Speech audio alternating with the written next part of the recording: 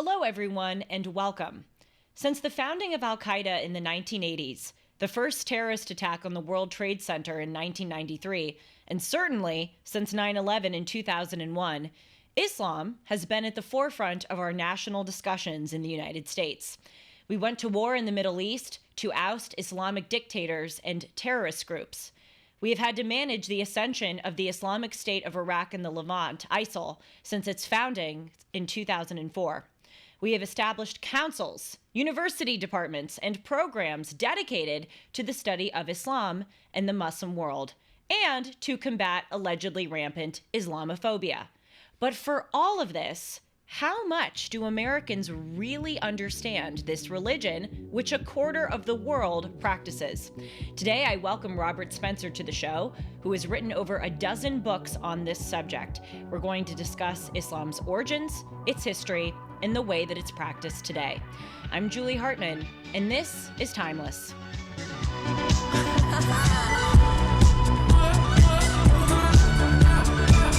Hey everyone, and welcome to Timeless. It is great, as always, to be with you. Robert Spencer is the author of well over a dozen books, including the New York Times bestsellers The Truth About Muhammad, The Politically Incorrect Guide to Islam and the Crusades, The History of Jihad from Muhammad to ISIS, The Critical Quran, explained from key Islamic commentaries and contemporary historical research, and The Empire of God, How the Byzantines Saved Civilization. Mr. Spencer has led seminars on Islam and jihad for the United States Central Command, the U.S. Army Command and General Staff College, the FBI, and the Joint Terrorism Task Force. He now serves as the director of Jihad Watch, a program of the David Horowitz Freedom Center. Hi, Mr. Spencer, and welcome to Timeless. Thank you. Good to be here. I have to tell you, I am such a fan of your books, and I'm reading right now The Critical Quran, which is so helpful in understanding Islam. And I just want to shout it out to the audience because, we hear a lot about Islam talked these days by alleged experts, but we often don't hear them ever cite passages in the Quran. And so there's no better way to actually learn about the religion than reading the text and your commentary on it. So I just wanted to again, shout that out and thank you for all of the fantastic books that you've written, of which I've been the beneficiary. I appreciate that. So let's start off this interview by going to 7th century Saudi Arabia, when the Prophet Muhammad was born. Can you take us from there in the origins of Islam and talk a bit about its spread in that century? Yeah, absolutely. In the first place, just a small note, Saudi Arabia arises much later, but there was Arabia. Right. And Arabia is where Muhammad, according to Islamic tradition, is supposed to have been born in the year 570. And then in the 7th century, in the year 610, when he was 40 years old, he was approached by, according to Islamic tradition, once again, the angel Gabriel, who told him to recite. And over the next 23 years, gave him the Quran to recite, and that is the holy book of Islam. And so that was collected after his death in 632, and it is the normative guide for Islamic belief and behavior to this day. My understanding is that the Quran is believed to have been the true revelation of God. In other words, that the Old Testament and the New Testament got it wrong. And now this is the final revelation from God to the final prophet, Muhammad. And it is the real, true work of God, not the way that the Old Testament and New Testament subverted the word of God. Is that correct? Yeah, that's basically it. The idea is that the prophets that we know of in the Judeo-Christian tradition were all actually Muslims. Abraham was a Muslim, Moses was a Muslim, David, Solomon, even John the Baptist and Jesus were all Muslims. So they taught Islam, and they got various books that Allah gave them that taught Islam. But then their followers twisted the teachings of those books in order to create what we know of today as Judaism and Christianity. So according to mainstream Islam, Judaism and Christianity are illegitimate variants on the original Islam taught by the prophets. And the true correct teaching of all the prophets is encapsulated in the final revelation, the Quran. We have here, I heard this in a speech that you gave. You cited chapter 5, verse 65. Had the people of the book, i.e., Jews and Christians, obeyed their scriptures and been righteous, they would be right in my eyes. This is Allah speaking, correct? And he speaks Yeah. in the third or the first person plural, we, he says. Yes, that's right. Even though they reject the Trinity and Allah is an absolute unity, he does use the royal we in the Quran. And the idea of that passage is that he's saying that the Jews and Christians, if they adhere to the original revelations that Moses and Jesus received, that is, the Torah and the Gospel, the Torah and the Injil, as they're called in the Quran, then they would be all right. They would be guided because those things teach Islam. The problem is that you can't find, according to Islam, the original Torah and Gospel. They have been adulterated and changed and transformed into what we know of as the Old Testament and the New Testament, which do not teach Islam, and thus they must be rejected. I see. So, how would you identify the central call of Islam? You know, of course, there are many calls in each religion that the practicing group has. But if I had to synopsize it for Judaism, for instance, I would say that Jews believe themselves to be the chosen people to bring the word of God, the Torah, to everyone. In Christianity, the central call for Christians is to follow Christ, to serve and to live a life as Christ did. What is that for Islam? There is no God but Allah, and Muhammad is his prophet. And that's basically it. That if you affirm that there is no God but Allah and Muhammad is his prophet, and you accept the Quran as the word of God, then you're a Muslim and you are on the right path, the straight path, as it's called, that will lead you to paradise. You have to do good works and so on, as you do in all religions in one way or another. But that's basically all. There is no idea of sacrifice or redemption or any of the other things that we're familiar with in the Jewish and Christian traditions. It's just a matter of affirming that Muhammad is the prophet of Allah and there's no other God. So, like Christianity, there's a heaven and hell. Believers go to heaven, whereas infidels or those who don't believe go to hell. And there's also a call, of course, to proselytize in Islam. Oh, yeah, very much so. Now, it's a little different from proselytizing in Christianity. In Christianity, people might preach to you, and then if you say, no, I'm not going to convert, then they ought to, at very least, leave you alone. Whereas in Islam, there's a tradition of Muhammad where he says, first invite the unbelievers to accept Islam. If they refuse, then invite them to pay the jizya, which is a tax specified in the Quran for the unbelievers who submit to the hegemony of the Muslims and accept a second-class inferior status. And if they reject that also, then seek Allah's help and fight them. So in short, the choices for non-Muslims are conversion, submission, or death. Okay, so in Christianity, they believe that if you don't believe, you'll go to hell, but there is no obligation to forcefully proselytize people on earth. I mean, of course, there's encouragement to proselytize, but it doesn't involve force. Whereas you're saying in Islam, the Quran instructs a few steps, but the culminating or ultimate step is if someone is not submitting or converting, then by force you proselytize them. Well, by force you subjugate them. You Okay. don't necessarily convert them to Islam, but you make them pay the tax. You make them submit. And so even in modern days, the Islamic State, ISIS, they collected the tax from non-Muslims in Syria. And Hamas has said that once it consolidates its power, it will collect the jizya as well. Okay, so when we're speaking, I use the term by force. There are two, interpretations, or there are two ways. By force in the sense of you force someone to pay a tax, and also by force as in perhaps committing violence against them. Is there a call to commit violence against those who do not believe in Oh, Islam, in the absolutely. Quran? Yeah, absolutely. There is, in the first place, the thrice repeated "kill them wherever you find them," which is in chapter 2, verse 191, chapter 4, verse 89, and then chapter 9, verse 5 says, "Kill the idolaters wherever you find them." Then in chapter 47, verse 4, it says, "When you meet the unbelievers, strike the necks."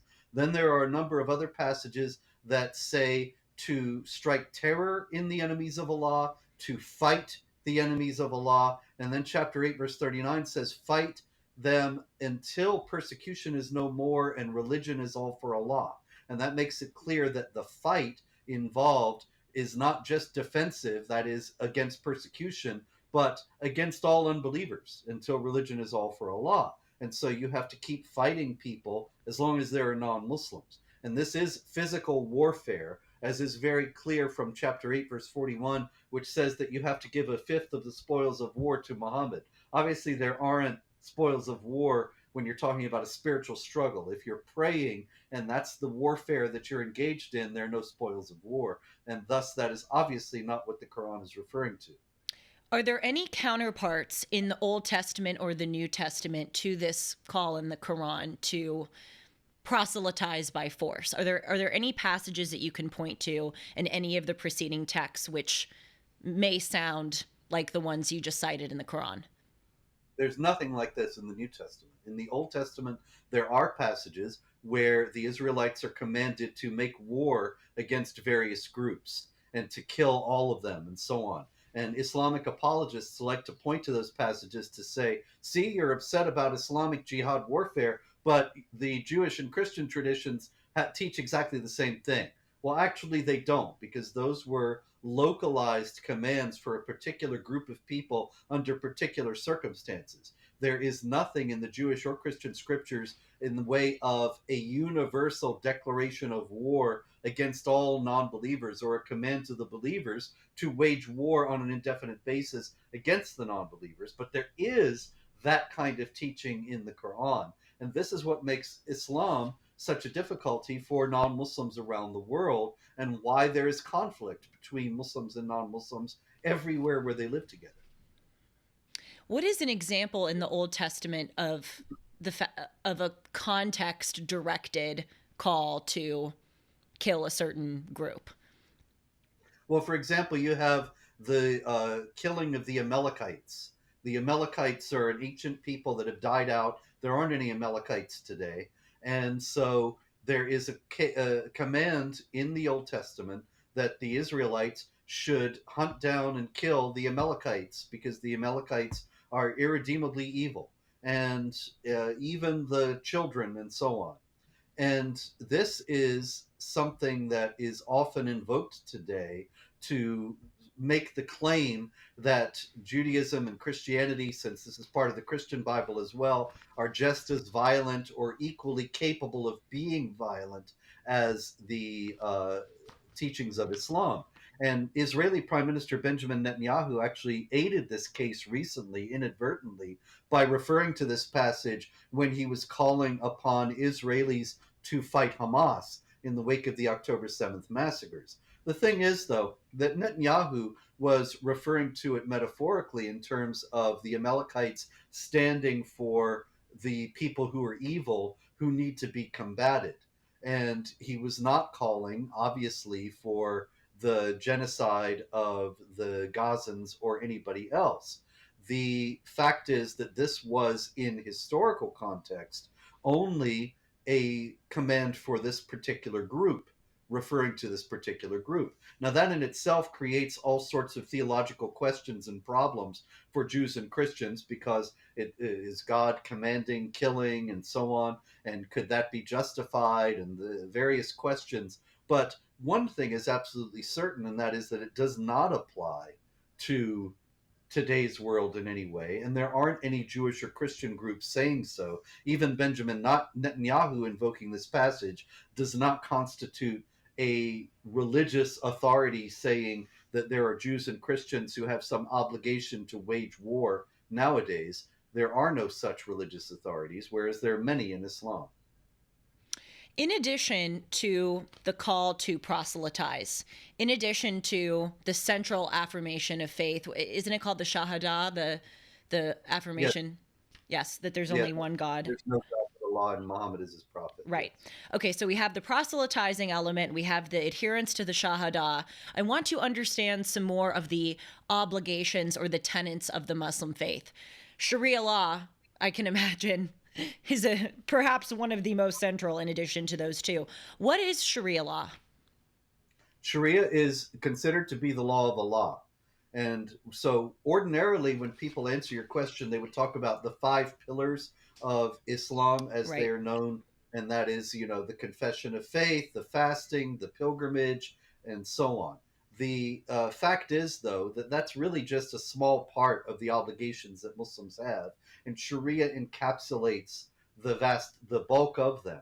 It's all considered to be commanded by Allah, and that's where you find, for example, the obligation to jihad warfare, the food laws in terms of abstaining from pork and alcohol and so on, and the rules governing, for example, the treatment of women, the allowance for the beating of women, the call for the killing of people who leave Islam, and for those who are considered to be heretics. It's all laid out in Islamic law being based on the Quran and the traditions of Muhammad. Where are the calls in the Quran to beat and subjugate women? Well, the primary one is chapter 4, verse 34, which says that good women are obedient. And as for those from whom you fear disobedience, note that it doesn't say those who are disobedient, just those you're afraid might be. That those from whom you fear disobedience, give them a warning, send them to separate beds, and beat them. So it's a three-stage process. First, you give them the warning. Second, you send them away. And third, you beat them. And so, in Islamic tradition, you will find many supports for this passage. For example, there is at one point Aisha, the child bride of Muhammad, saying, "I have not seen women suffer like the believing women suffer." And she even says that Muhammad at one point got annoyed with her, and she says, "He struck me on the chest, which caused me pain." So this is something hallowed not only in the Quran, but by Muhammad's example, which is the supreme example of conduct. So when you go into Sharia adherent countries, and even countries that are just Muslim majority with a Sharia based culture, but not full adherence to Sharia in the legal code, you find broad tolerance for domestic violence against women because it's allowed in the Quran. It's taken for granted. You know, I don't know if you know about the movies, The Stoning of Soraya M., which was about a true story, a woman who was stoned to death in Iran, and there was a movie made about it a few years ago, and of course they couldn't film in Iran; they filmed in Jordan, and when they filmed in Jordan, they did a scene out on the street with Jordanian extras, and the guy is beating Soraya, the woman who ultimately gets stoned to death, and he's beating her as they go down the street. And spontaneously, without being told to do so, the Jordanian extras were cheering him on and saying, "Yeah, she must have deserved it. Go ahead, pour it on," because this is culturally acceptable in Islamic countries. So, Sharia law is, you're saying, religious law that also kind of bleeds into what we would call what we in America would call secular law, that is, proceedings in divorce court, inheritance. So Sharia law kind of encapsulates, all of that. Yes, Both. Okay. absolutely. There's no distinction in Islam between the religious and the political. We have the big distinction in the West that goes back to the foundations of Christianity and Jesus saying, "Render unto Caesar the things that are Caesar's and to God the things that are God's." There is no such distinction in Islam. And so the political imperative, for example, to destroy Israel nowadays is based on Islamic principles, and particularly the Quran saying, "Drive them out from where they drove you out," in chapter 2, verse 191, even though the Israelis did not actually drive the Arabs out of the area. That's a historical myth. It's what they're told, and that triggers this divine command as being an imperative for the Muslims there to fight nowadays to drive out the Israelis. It's a religious fight and a political fight all rolled into one. In addition to the subjugation of women, what are elements of Sharia law?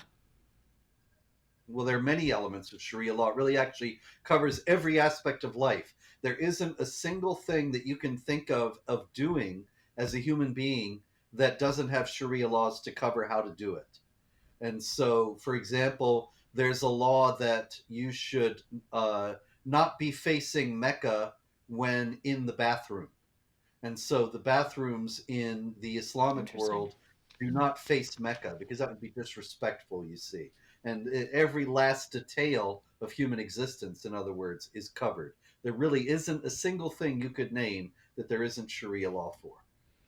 Okay, so again, to summarize, we have the proselytizing obligation in Islam. We have the adherence to the Shahada. We have adherence to Sharia law, and encompassed in that is the 5 pillars of faith, which include pilgrimage to Mecca and Medina, serving the poor, etc. Are there any other obligations? I mean, of course, there are probably thousands, but there are any other, kind of big, broad brushstroke obligations that we ought to establish and acknowledge before we continue? Well, there are some that are contained in those things. For example, uh, there is the Feast of Sacrifice, Eid al-Adha, which is a commemoration of Abraham almost sacrificing his son Ishmael. In the Old Testament, it's Isaac, but in the Islamic tradition, it's Ishmael, who is almost sacrificed, and then God stops him from sacrificing him. And there is the large-scale sacrifice of animals on that day, to the extent that actually blood literally flows in the streets in some areas, with thousands and tens of thousands of people sacrificing animals all at once. But these kinds of things, really, that's getting a little bit into secondary obligations. I see. Okay, so let's go back to 6th/7th century Arabia. I called it Saudi Arabia. It's modern day Saudi Arabia, but known, of course, then as Arabia. So the Prophet Muhammad is born. He is visited by the angel Gabriel it is believed, at the site of the Dome of the Rock in Jerusalem. And the angel Gabriel reveals the word of Allah to Muhammad. Now, how is the Quran written? Is it... Well, Sorry, go ahead. according to the traditional story, it was actually on a cave outside Mecca on Mount Hira that Gabriel first appeared to Muhammad. And Muhammad was in Mecca for 12 years, the first 12 years of his career as a prophet, getting revelations of the Quran on a periodic basis from Gabriel. And then Muhammad, in the year 622, moved to Medina, and the rest of the Quran is revealed there. There was a point right toward the end of his time in Mecca that Gabriel sent a winged white horse with a human head called Burak, that flew Muhammad to Jerusalem.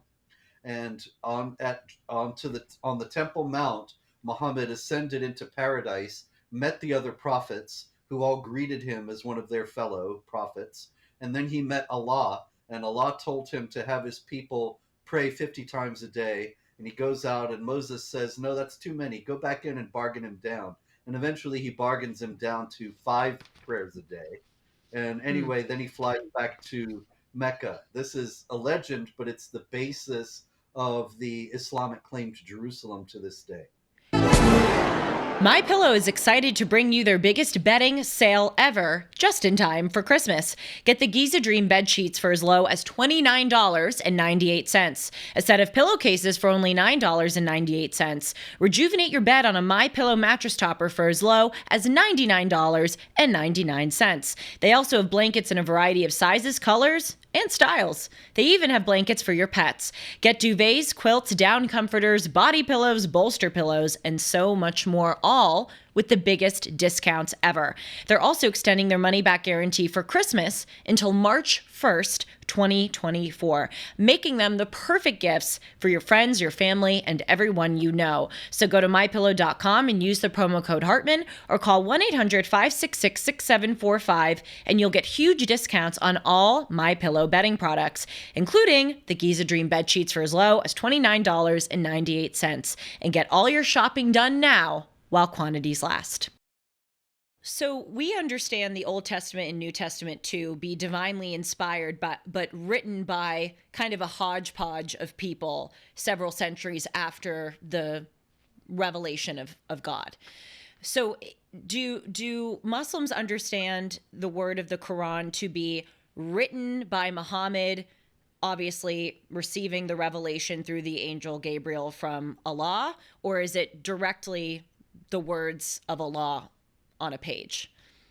Yeah, sorry, I realized in my last answer I ignored your That's or fine. It's neglected okay. part about the Quran. The Quran is not actually like that. You know, in the Gospels you have, for example, the Gospel according to Matthew, according to Mark, and so there's the assumption that there is a human role in remembering and recording these things. But in Islam, there is no such idea. In the Quran, it's all the perfect word of Allah, dictated through Gabriel to Muhammad. Muhammad, according to the traditions, was illiterate. I keep saying according to the traditions because the historical value of all this is actually very slight, but that's another story.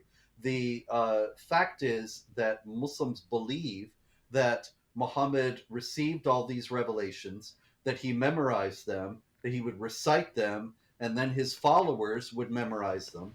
There were various followers who had memorized various parts. Some of it, but not all of it, was written down. And then the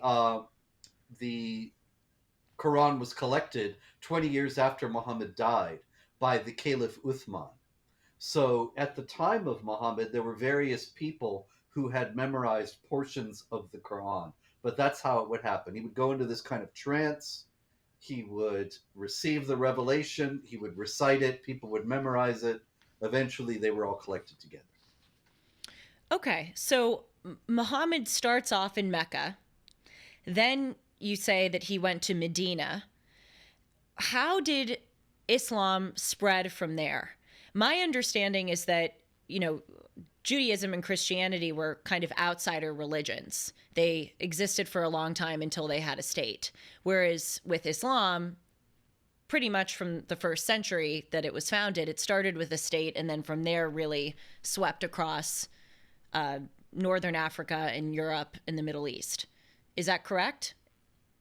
Yeah, absolutely. Muhammad became a political and military leader as well as a spiritual leader right at the time that he moved to Medina.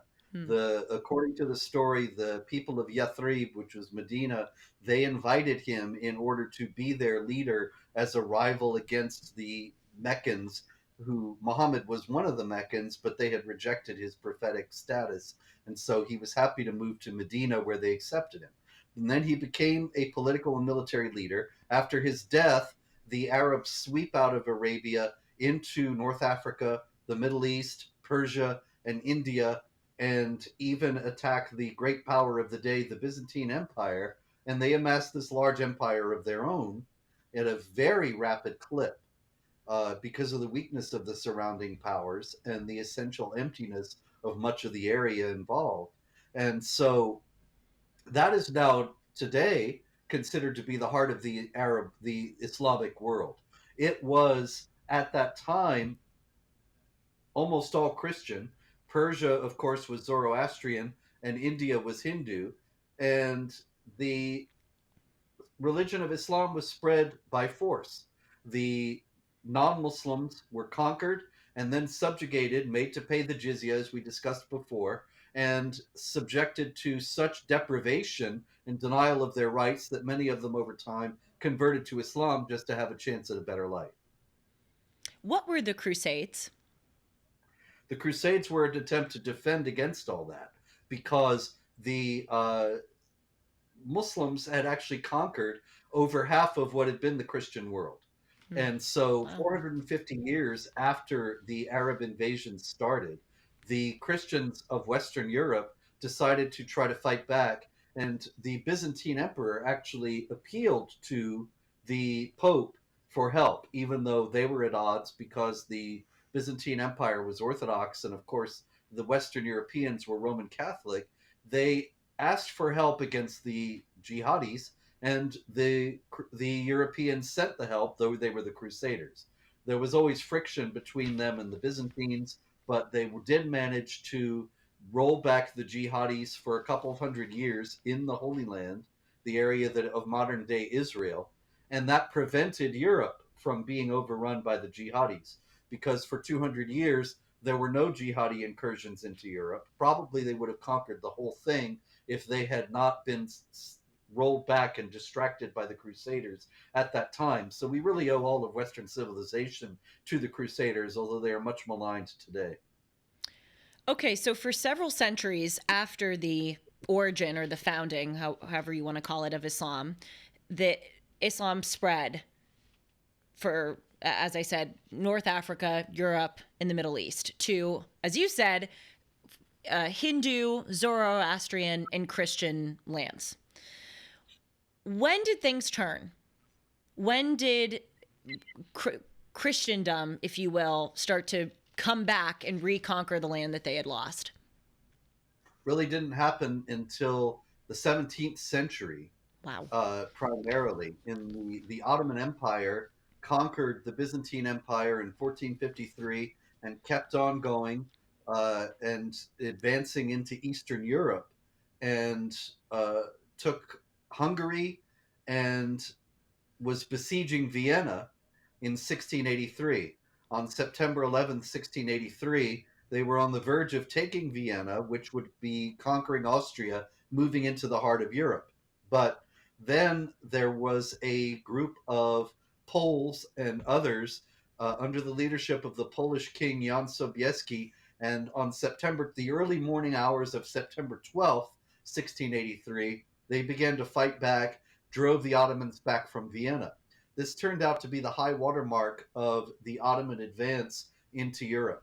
And after that, the Ottoman Empire ultimately came to be known as the sick man of Europe, went into steep decline, and ultimately fell at the end of World War I. And this was the time of the height of Western power. But the jihad imperative never went away. And there were always Islamic groups determined once again to take the jihad to the West, as they are doing now.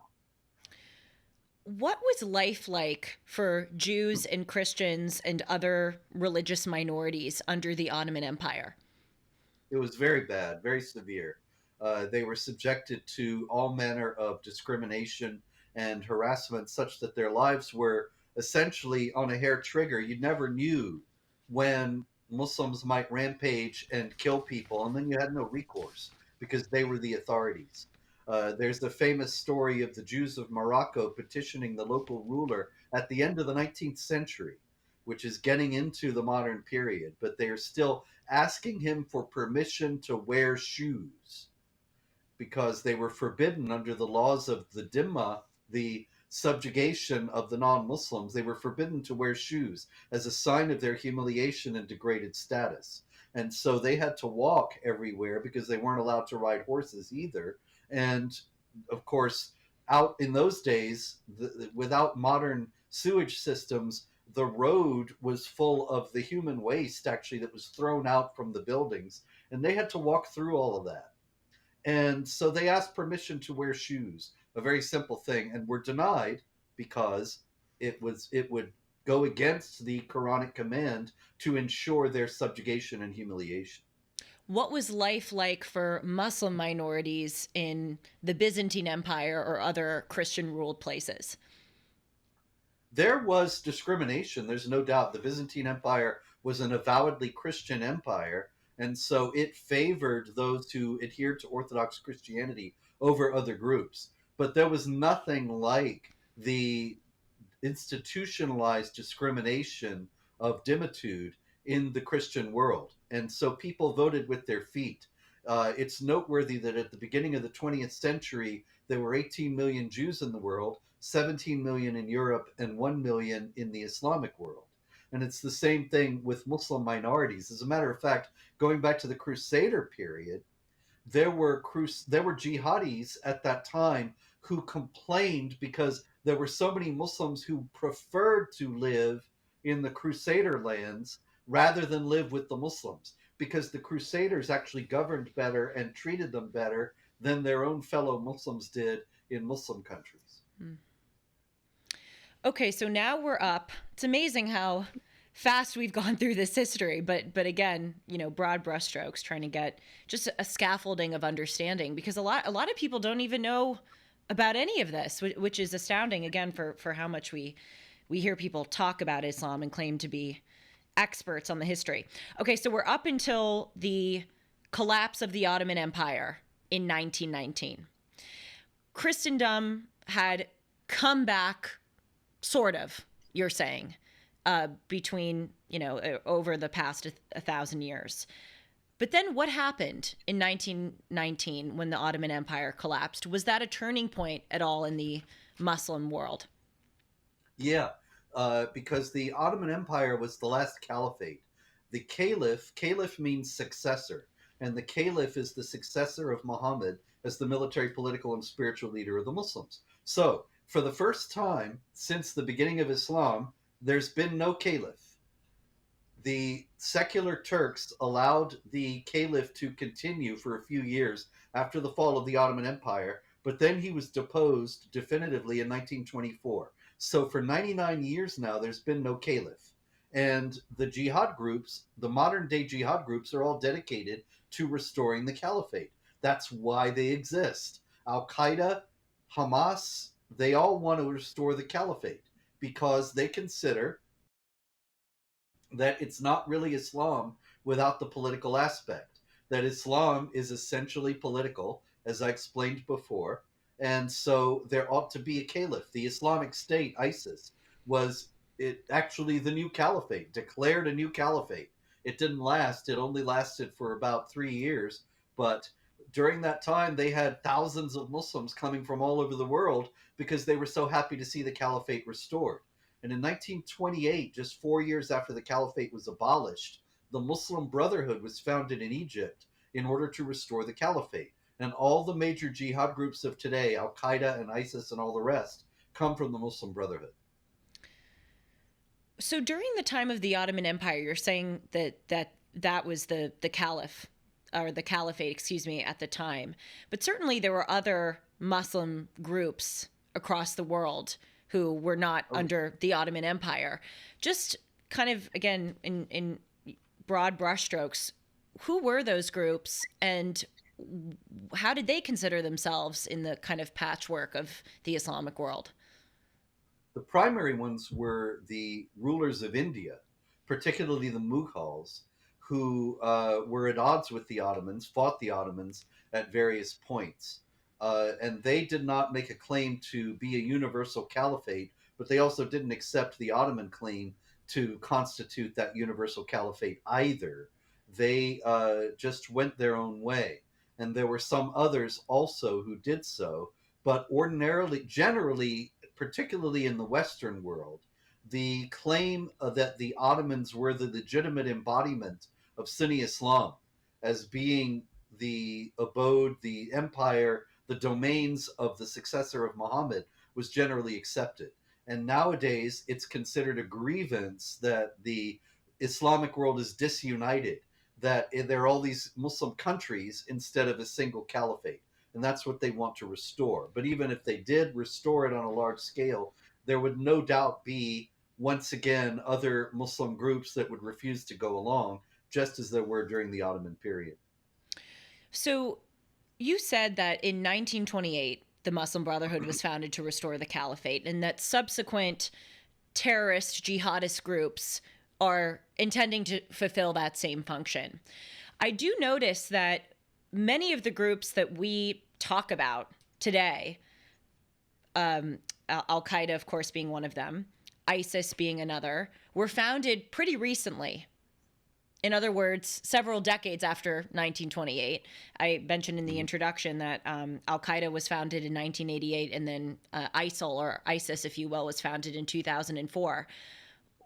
Why were those groups founded then? So long after the Muslim Brotherhood was founded. They all come out of particular circumstances, and so you have, in the case of Al Qaeda, it comes out of the effort in Afghanistan to fight first against the Soviets and then against the Americans. And so the Soviets invaded Afghanistan in the 1980s because they put a communist puppet there in charge, and then he was overthrown, and that's what triggered the invasion. And so Al Qaeda grew out of the jihad against the Soviets to kick them out of the country and restore the Afghan sovereignty. The Islamic State, or ISIS, was actually Al Qaeda in Iraq, fighting against the Americans.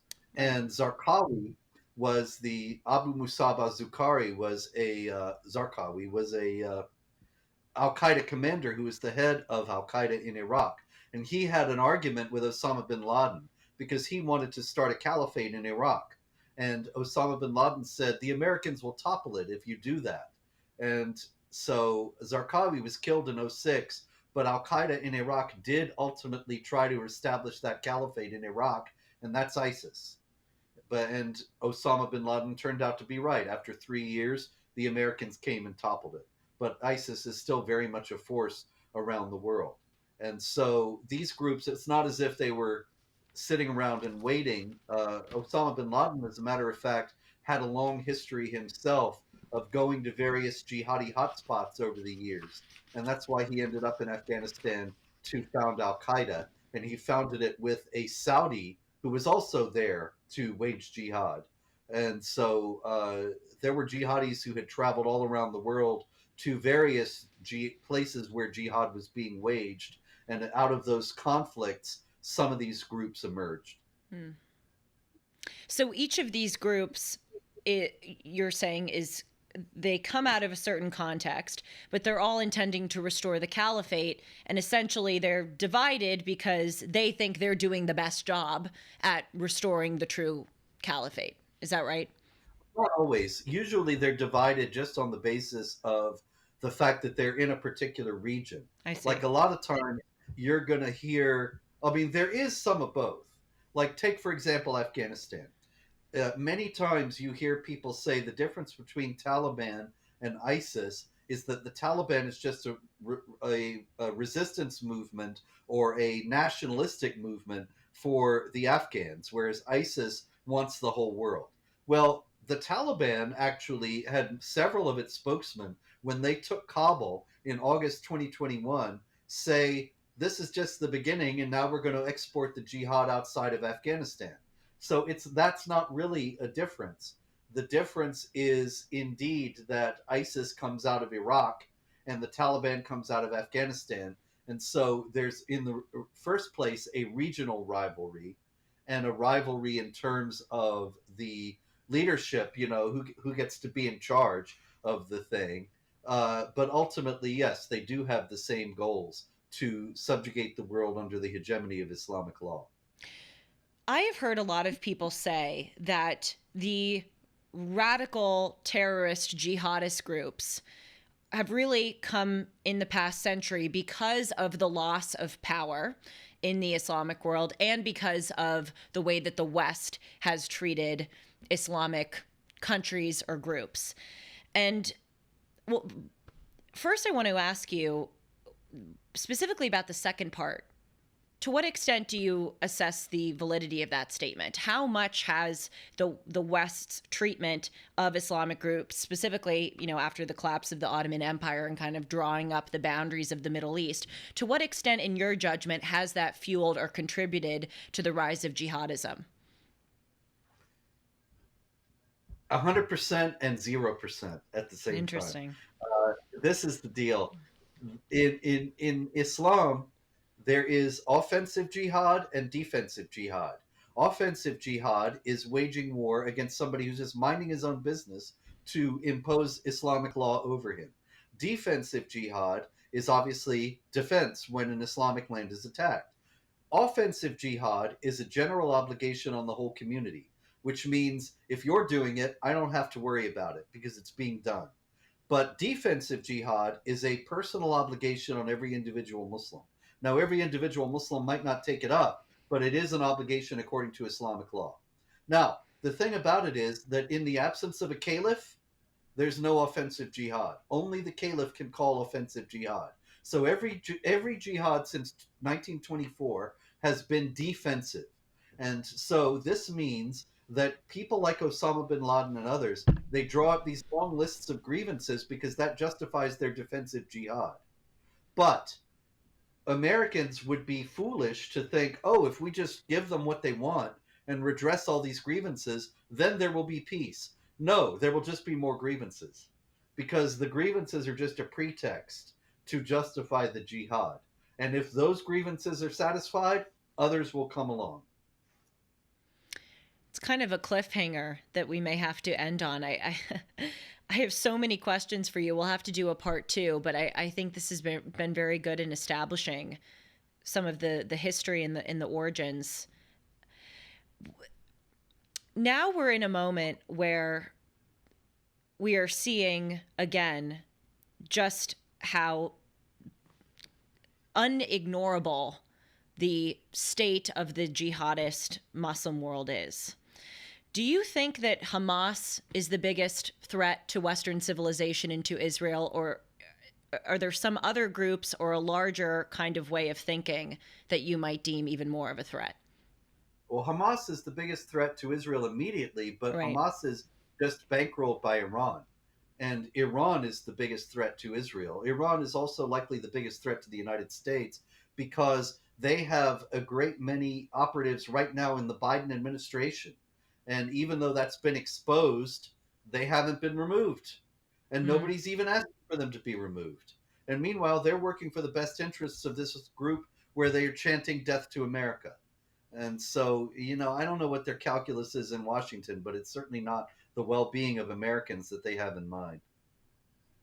If any member of my audience should start with one of your books to learn more and kind of get more of an understanding of this subject, which one would you point them to?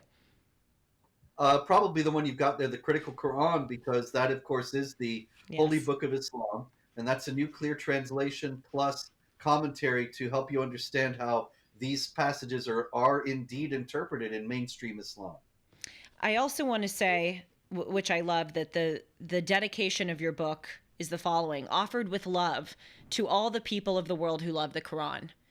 You're very brave in your criticisms of the Quran and of many elements of the way that it's been interpreted. But I think it's important to make it clear that that is your dedication, because there are so many people who practice this religion peacefully and with good intentions and who do love this piece of work. Yeah, it's an interesting thing. I know that I have spoken to quite a few people from Somalia who seem to have the idea that Islam invented being kind and charitable. And they say, in our religion, it's considered to be an obligation to be kind to strangers and foreigners and travelers and so on. And it's not just Somalis. This is a very widespread idea. And I think that it's important for non-Muslims to understand that even if the Quran teaches warfare against unbelievers, this doesn't make every Muslim a jihadi. There are many Muslims who consider that Islam just means that they should be nice to people, and more power to those folks. Robert Spencer, thank you so much for coming on to the show, and thank you for all of the important work that you do. My gosh, I was saying in the introduction that you've written over a dozen books. It's probably some multiple of that. How many in total have you written? Well, the one there, Empire of God, that's my new one, and that's number 27. Wow. Okay, so almost close to 3 dozen.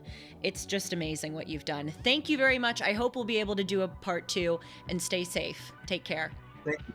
You too. Thank you. And thanks to all of you so much for tuning in. See you soon.